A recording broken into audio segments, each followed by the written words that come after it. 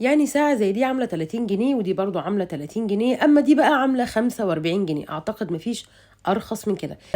يعني المكان ده تقدروا تقولوا كده جملة الجملة. وجايبة الشامبر اللي هو التي ار دوت عامل برضو 80 جنيه. تشكيلة النضارات الشمس هناك من 100 جنيه تقدري تجيبي نضارة حلوة جدا وشيك جدا. بصوا يا جماعة الأسعار هناك وهمية. الانبهار اللي هتشوفوا فيديو النهارده يخليكم تعملوا الفيديو ده لايك وتحفظوه عندكم، واكيد تعملوا له شير. انا فين؟ انا في العتبه، وتحديدا ورا بريموس او محل حلاوه. في هناك ممر يا جماعه، الممر ده انا بقالي سنين بعدي عليه وعمري ما فكرت ان انا ادخله. قررت ان انا اروح واستكشف المكان واصوره لكم، وحقيقي ندمانه ان انا فعلا ما عرفتوش من زمان. قبل ما نبتدي بقى لايك وشير، ومعاكي رشا الغفير، ونقول بسم الله. وزي ما انتم شايفين كده انا كنت رايحه اعمل نضاره ليا واجيب ساعات ليا وللولاد، وكان ده انسب مكان ان انا اجيب منه. الاسعار هناك حقيقي فاجئتني، وانتوا كمان هتتفاجئوا لما تعرفوا الحاجات اللي انا جبتها وكمان تعرفوا اسعارها. هتلاقوا هناك كل الفئات بتاعه الساعات من اول الاوريجينال لحد الكوبي. هناك اسعار مش هتتخيلوا، من 30 جنيه ممكن تشتري ساعه حلوه ومحترمه وشكلها حلو قوي. اللي هناك الساعات دي يا جماعه كانت غاليه شويه، لان دي كانت اصلي دي جس اوريجينال، وكان في حاجه تانية تشكيله تانية زي ما انتم شايفين كده. هاخدكم بقى دلوقتي. الساعه دي كانت ب 90 جنيه شيك قوي في اللبس.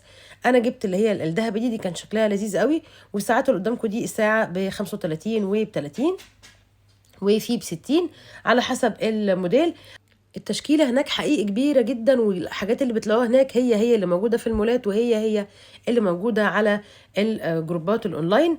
الساعه السوداء دي انا كنت جبتها لمحمد ابني من هناك، وكمان جبت لي من هناك الساعه الذهبي اللي انتوا شفتوها.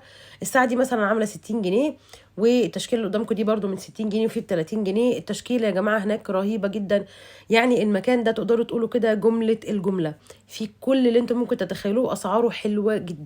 يعني ساعة زي دي عاملة 30 جنيه ودي برضو عاملة 30 جنيه، أما دي بقى عاملة 45 جنيه. أعتقد مفيش أرخص من كده. الساعة دي برضو كانت حلوة قوي، كانت عاملة 75 جنيه. واللي جاية دي عالية شوية عشان كل المينا اللي جوه دي كانت شغالة، دي كانت عاملة 250 جنيه. والتشكيلة اللي قدامكم دي بقى من النضارات، بجد أسعارها حلوة جدا. يعني النضاره اللي قدامكم دي انا جايبه الشمبر ب 80 جنيه، وجايبه الشمبر اللي هو التي ار دوت عامل برده 80 جنيه. وبالمناسبه في هناك اوبشن حلو قوي مش موجود عند ناس كتير، انت تقدري تاخديها وانت واقفه. تشكيله النضارات الشمس هناك من 100 جنيه تقدري تجيبي نضاره حلوه جدا وشيك جدا. زي ما قلت لكم انا عملت النضارتين، واحده عملت واحده انتي ريفلكشن وعملت واحده بلو كات. هو هنا بيوريني الشمبر ده اللي استقريت عليه وده اللي عجبني اللي هو التي ار، وبيوريني مدام رونتو وده التاني اللي انا استقريت عليه. وعلى بال ما هو راح يعمل لي العدسات وخد القياس، رحت انا اتفرج على بقيه الساعات. دي كانت عامله 35 والدهب دي كانت عامله 60، واللي قدامكم التشكيله دي كانت عامله 30. يعني بصوا يا جماعه الاسعار هناك وهميه.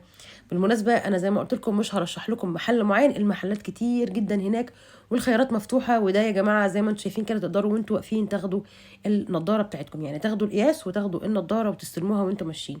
دي برضو محل برضو لقيت عنده تشكيله رهيبه من النضارات بتاعه الشمس في كل الاذواق، والاسعار بتاعته طلعت بجد مش ممكن.